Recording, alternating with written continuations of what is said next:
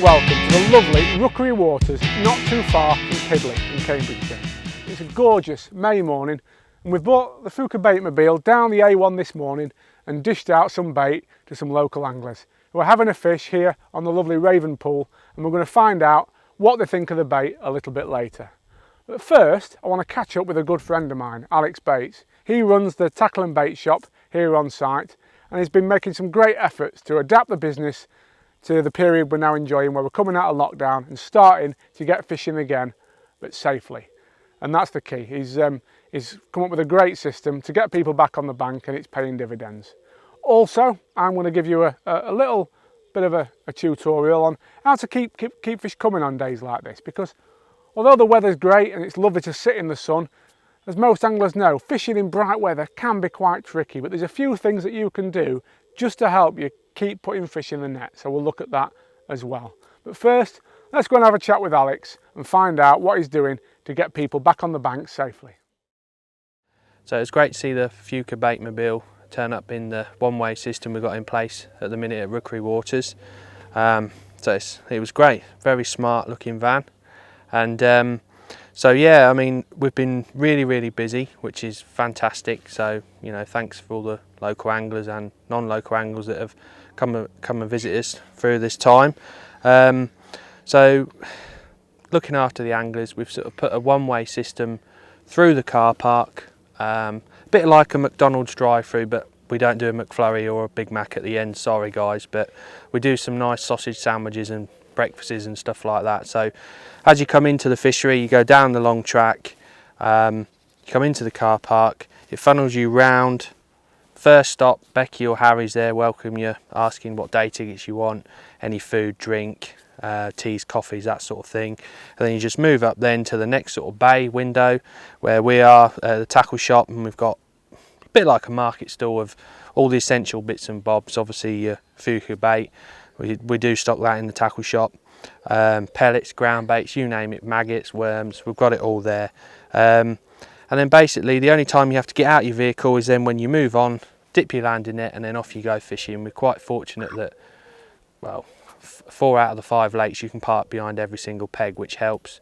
So the social distancing it's sort of stuck to, and the local anglers have been really good. So well done guys for that. Hopefully the local Fenland characters, a few creatures, are testing out the bait today, and I'm sure they'll catch plenty of fish.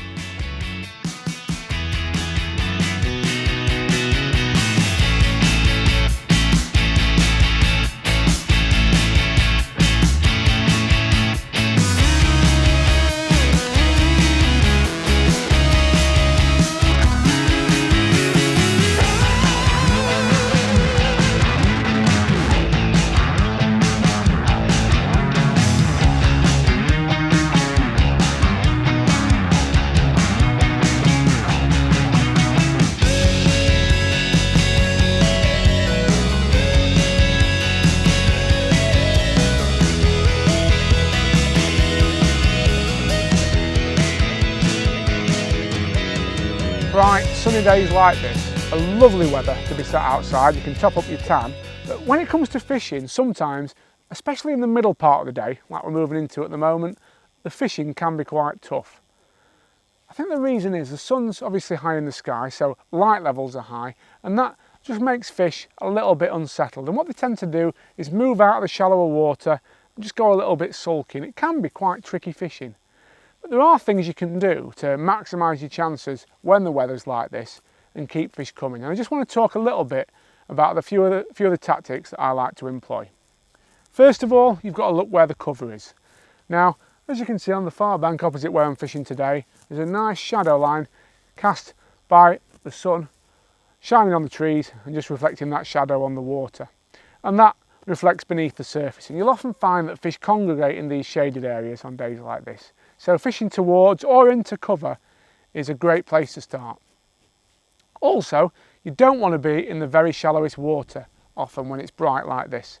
Don't get me wrong, in the mornings or as we move into late afternoons and the fish really have a feed, you can catch in that shallow water. Indeed, you're better off fishing in shallow water at those times, because that's when the fish want to compete and you can really pull them in nice and tight and catch them well in that shallow depth of water.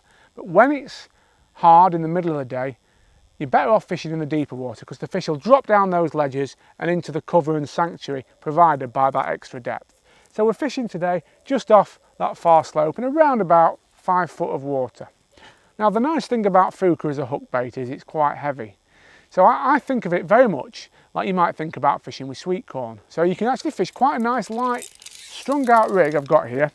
Strung out number 10s on a 4x10 Richie Wilson, I think it's called the Carp Dink, that float, and we've got, say, 5 number 10s just spread out down that line.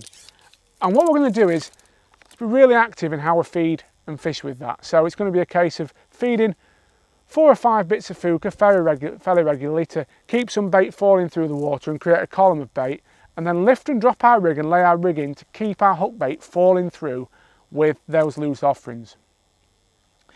Now, I always call this my Buffy theory, but it applies, I think, to everything in nature when it comes to competition, really. To catch fish in the best possible way, you've got to create competition. Get them competing with each other to intercept your bait.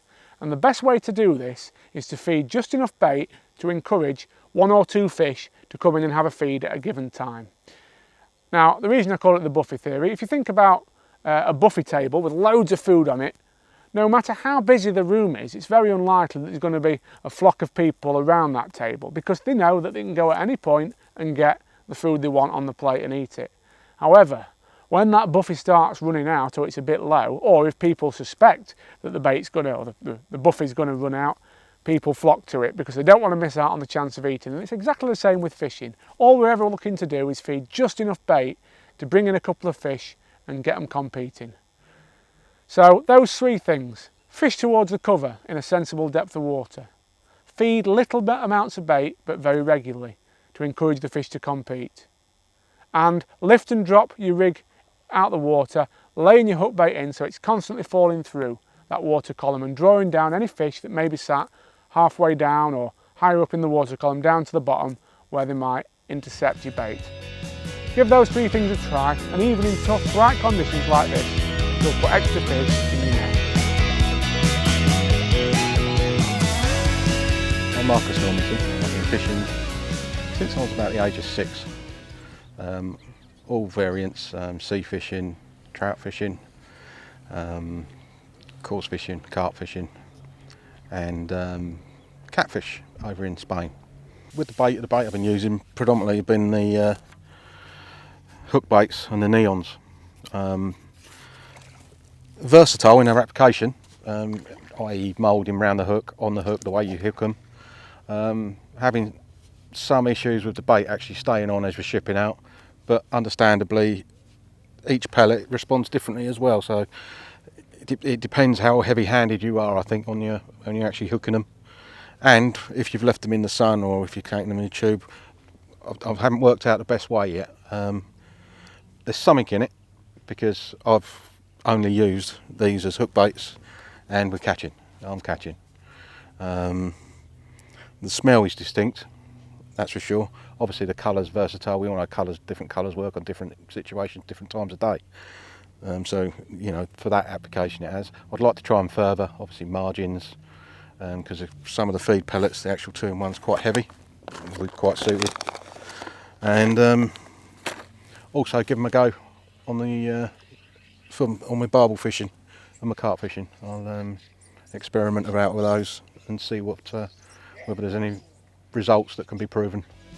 And if there are, then obviously I'll let them know.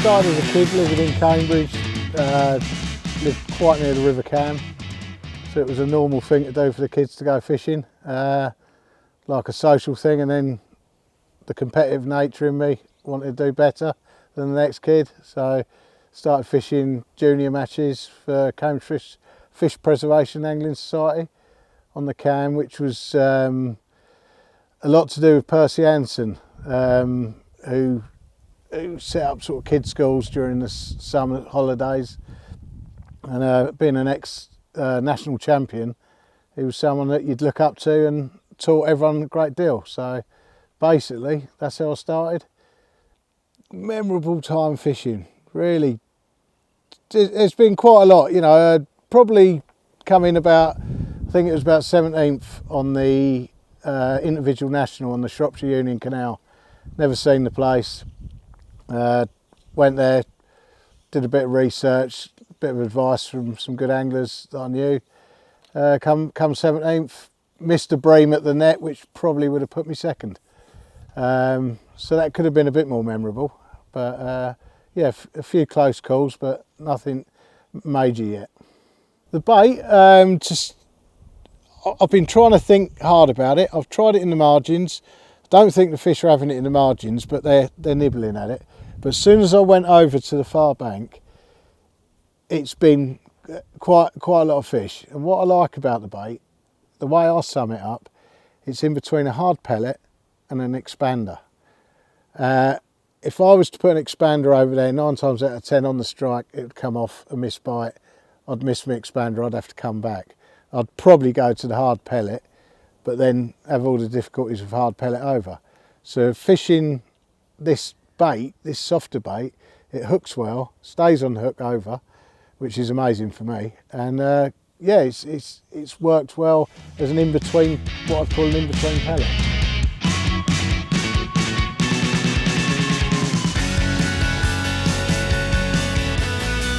Stephen Roslin, and lived at Cambridgeshire and started fishing on the Ouse at Cambridgeshire. When we were kids, we'd go early hours of the morning and catch good bream and roach, but now that part of the Ouse is silted up. It's at Cambridgeshire, so you can't really catch there. Fished locally at Huntingdon, Cambridge, and just generally round and about. Yeah, my thoughts on Fjuka bait. Like, I was a bit sceptical to start with, but after an hour or so fishing with it, started to catch a few fish. And I think the white pellets and the super white pellets will be really good in the winter as a replacement for bread, because you can be more confident in the white pellets staying on instead of the bread coming off.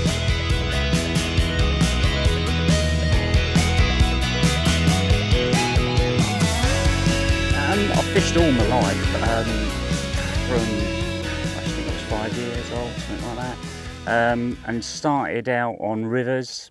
That was my main place to fish, in St Ives mainly, on the Ouse. Then I got, as I got older, I got into match fishing on the drains, fished for Stanjay Sports, and was in that for quite a while, and then kind of lost interest and went into commercial fishing that I never really thought I'd ever do. It was going against the grain, as a lot of people who fish rivers and that. It was just against the grain, but I did do it, and I was surprised. I really enjoyed it, and I've done that since, and I actually haven't fished rivers and drains for quite a while, though I'm on the verge of going back. I think I need to give it a go, because I do enjoy it, but I think you mentioned earlier, it's really difficult to do both, to jump from jumping one to another. It's easier to try and concentrate on one, which I've been doing,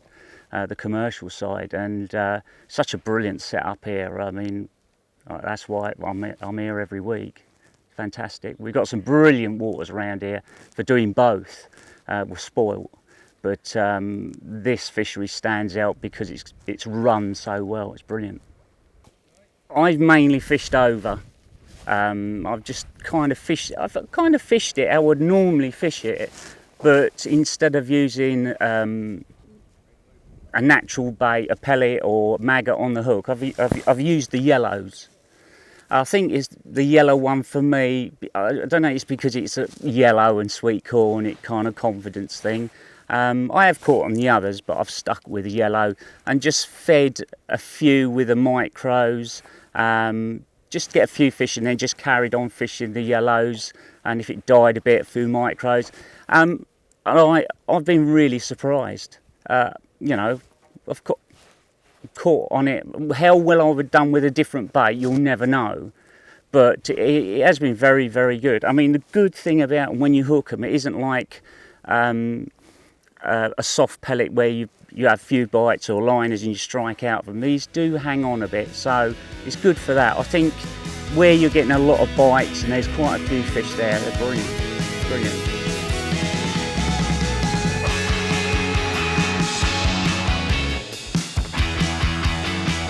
I started when I was 5 years old, when my granddad first took me.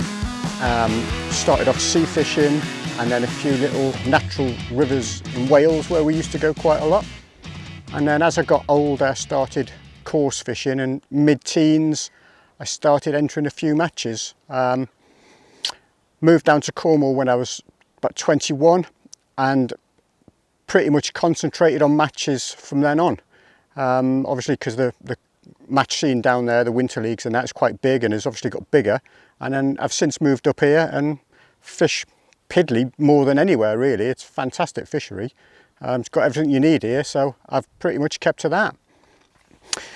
Okay, so today I've fished it as I would normally approach this peg at this time of year in 3 lines, one across to 2 foot of water at the far side, a shallow line at 6 meters and down the edge. I've caught well across, and I've found that because of the weight of the pellets, they're heavier than a normal pellet. I've found that I've been able to keep the fish on the deck in 2 foot of water by feeding little toss pots full and pinning them down, so I haven't had many foul hooked fish over there. The shallow line has been a bit different because they're heavy. I haven't caught like I expected, although I've caught at 18 inches, I've caught carp, but the F1s are higher than that and I've not really caught many F1s. And I've just come down the edge in the last half hour or so, and it's pretty much been one a chuck doing what I was doing on the far side, toss potting in a few pellets and fishing on the deck. I think it's got a place. I do think it's actually, the texture's really nice in terms of hooking it. It's not like an expander where you'd worry about it coming off. You can actually strike and then drop it back in if you miss. So I do think it's useful. It's a soft bait, so the fish do seem to like it, and it's very easy to fish with. I definitely think it's got a place, and the colours are fantastic. You know, they're much better than dyed pellet. The colours obviously are integral to the actual bait, so it sort of makes it more vibrant. And yeah, can't fault it today. It's all I've used all day. Can't fault it.